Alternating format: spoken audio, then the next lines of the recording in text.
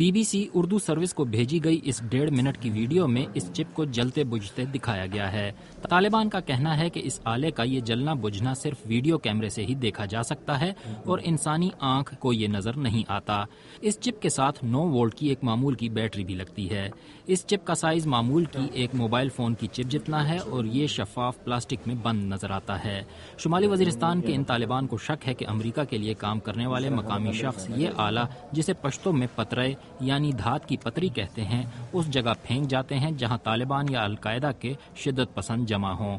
Video میں اس آلے کو مختلف ہاتھوں میں دکھایا گیا ہے لیکن ان افراد کی شکلیں نہیں دکھائی گئی ہیں۔ ڈرون حملوں سے بچنے کی خاطر بھی امریکیوں اور شدت پسندوں کے درمیان قبائلی علاقوں میں دلچسپ آنکھ مچولی جاری ہے۔ طالبان کا کہنا ہے کہ اب احتیاطی تدبیر کے طور پر وہ کسی بھی اہم اجلاس یا رہنما کی آمد سے قبل ویڈیو کیمروں کی مدد سے اس علاقے کی چھان بین کرتے ہیں تاکہ اس چپ کی موجودگی کا تعین کیا جا سکے۔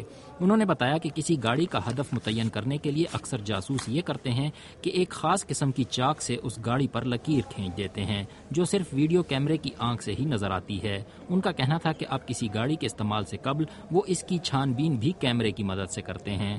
خیال ہے کہ امریکی فوج ان جیسی چپس کے علاوہ دیگر ٹریکنگ آلات بھی مقامی جاسوسوں کے ذریعے مشتبہ مقامات پر لگواتے رہے ہیں۔ جنوبی وزیرستان میں طالبان کے رہنما ملا نذیر نے بھی گزشتہ دنوں کہا تھا کہ انہوں نے ایک ایسے جاسوس کو رنگے ہاتھوں گرفتار کیا تھا جو کہ ان کے ٹیلی فون میں علاقے کا تعین کرنے والی سم لگا رہے تھے۔ طالبان نے کئی ایسے جاسوسوں کے اعترافی بیانات پر مبنی ویڈیوز بھی وقتاً فوقتاً جاری کی جو یہ آلات لگاتے پکڑے گئے۔ امریکی اعداد و شمار کے مطابق ہر ایک حملے میں ایک شدت پسند کی ہلاکت کے علاوہ 50 عام شہریوں کے بھی مارے جانے کا احتمال رہتا ہے۔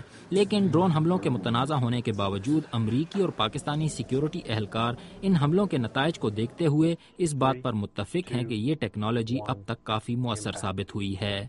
ہارون رشید، BBC، اسلام آباد۔